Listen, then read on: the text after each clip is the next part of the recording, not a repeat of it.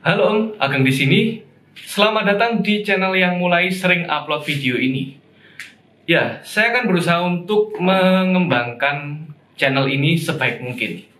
Dan sebelumnya saya ucapkan terima kasih yang sebesar-besarnya untuk om-om yang sudah nonton channel ini dari awal.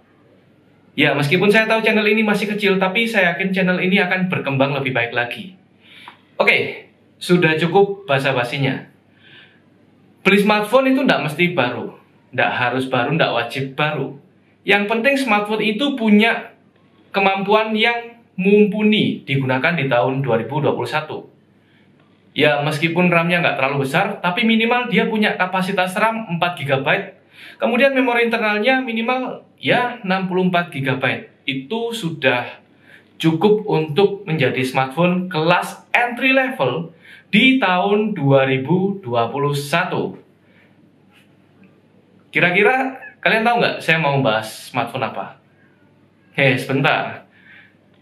Smartphone yang satu ini dari brand OPPO ya, atau biasa kita sebutnya Oppo. Oppo tapi seri F. Ya, smartphone ini di launching tahun 2017 kalau nggak salah. Dan tolong dikoreksi kalau saya salah. Saya pernah menggunakan smartphone ini kurang lebih selama 3 tahun. Dan selama 3 tahun itu, dia tidak pernah sama sekali ada kendala. Alhamdulillah banget ya. Karena saya belinya dari baru, brand new inbox. Oke, smartphone yang saya maksud adalah Oppo F7. Smartphone ini betul-betul sangat mumpuni. Dilengkapi dengan chipset Helio P60, menjadikan salah satu smartphone yang menurut saya cukup baik kualitasnya. Helio P60 itu sekarang digunakan di smartphone kelas entry level. Meskipun ketika pertama kali launching, Oppo F7 ini termasuk smartphone kelas mid-range, karena range harganya ada di harga sekitar 4,3 jutaan. Tapi sekarang udah 1 jutaan ya, 1,2 juta udah dapat yang full set. Tapi ya jangan harap kalian dapat full set yang chargernya bagus, kabelnya, dan lain-lain. Otomatis ya smartphone ini sudah tua bro. Oke, nggak cuman itu aja. Kalau dilihat dari segi kamera, smartphone ini cukup mumpuni. Segi kameranya untuk kamera depan menggunakan resolusi 16 megapiksel, sedangkan kamera belakangnya menggunakan resolusi 25 megapiksel. Ya, tolong dikoreksi kalau saya salah. Untuk lapisan kaca depan, dia sudah menggunakan Corning Gorilla Glass 5. Keras men. Jadi ini sangat bagus digunakan dan cukup kekinian ya. Tahun 2017 tapi sudah menggunakan Corning Gorilla Glass. Oke, setelah itu semua selesai, kamera selesai, prosesor selesai, layar depan selesai. Kita langsung masuk ke resolusi videonya. Untuk resolusi videonya, dia ada di maksimal 1080p 30 fps. Di tahun itu masih belum ada teknologi 60 fps. Ya, karena dia belum masuk ke smartphone. Mungkin masih dipakai di kamera-kamera yang terbaru. Untuk SIM card-nya dia menggunakan triple slot SIM card. Jadi dua slot nano SIM card dan juga 1 slot micro USB. Lengkap kan? Nggak cuman itu aja. Smartphone ini juga sudah mempunyai sensor fingerprint di belakang. Sensor fingerprint di belakang ini nggak terlalu jadul-jadul banget menurut saya. Tapi ya di tahun itu ini cukup kekinian.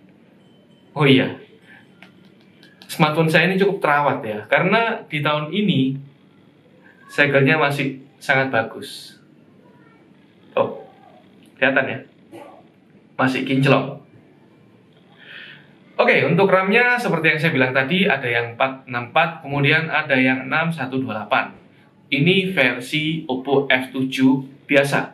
Untuk kapasitas baterainya, dia sudah menggunakan baterai tanam dengan kapasitas 3400 mAh. Dan jujur ngomong, smartphone ini tahan seharian.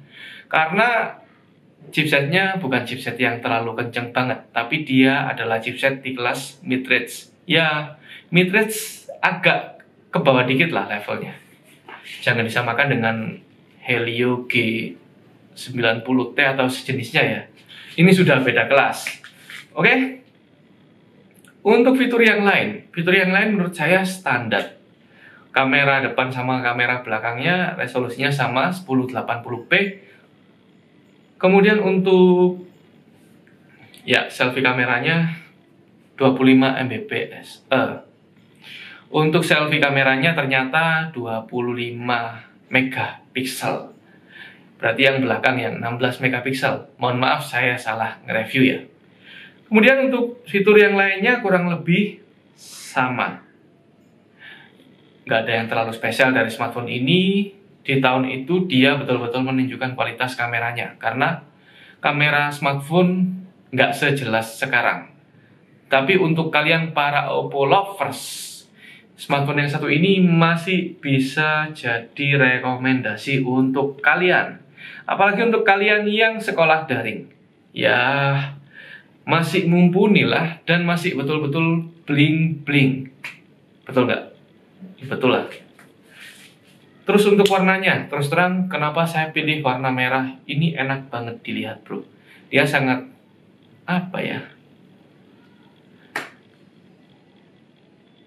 finishing chrome-nya itu nggak pudar.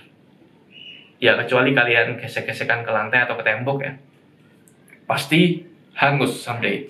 Tapi overall untuk smartphone ini saya kasih nilai 75. 75 itu nilai yang sangat baik untuk smartphone kelas entry level. Seru gak sih? Seru. Oh iya, untuk smartphone yang satu ini masih menggunakan Android 8.1. Kalau nggak salah itu Android Oreo ya. Tapi saya belum tahu dia bisa di-upgrade ke Android 10 apa enggak. Saya belum nyoba untuk upgrade. Untuk kedepannya kalau misalnya ada update lagi, saya akan update ke kalian semua. For your information, smartphone ini apakah cukup mumpuni? Ya, kalau kalian mau main Mobile Legends, kalian bisa menggunakan smartphone ini. Tentu saja grafiknya jangan yang ultra. Dia masih di level standar. Oke? Keluaran 2017. Jadi kalian harus sangat memaklumi smartphone ini. Kemudian untuk main Genshin Impact, tolong jangan kebangetan. Jelas frame dropnya sangat sering kalau kalian main Genshin Impact pakai smartphone ini. Karena jujur ngomong Genshin Impact itu game yang sangat berat menurut saya. Dan nggak semua HP bisa memainkan game ini dengan lancar. Bahkan ada beberapa yang main di 30 fps tapi masih ngedrop. Kecuali flagship ya. Ya kita semua tahu lah ada harga ada kualitas. Untuk layarnya, masih menggunakan panel IPS dan lebar layarnya adalah 6,23 inch. Ya, menurut saya ini sangat handy, enak digenggam. Cuman bezelnya yang bawah, ini ya kalau kalian lihat, ini cukup tebel. Tuh, kelihatan ya? Bezelnya yang bawah ini cukup tebal, kemudian yang atas ini ada kayak poni lumayan gede. Dan itu menurut saya nggak terlalu bagus sih. Kalau dibilang ganggu ya nggak juga, tapi lumayan nggak enak di pemandangan. Pemandangan, apaan? Oke. Untuk kalian yang mau beli smartphone ini, kalian bisa beli di toko online terdekat, Tokopedia atau Shopee. Oke? Kalau kalian mau smartphone rekomendasi dari saya, kalian bisa chat di Instagram saya. Atau kalian bisa DM ke email saya ya. Sekian review dari saya. Ageng pamit, sampai ketemu di video selanjutnya. See you.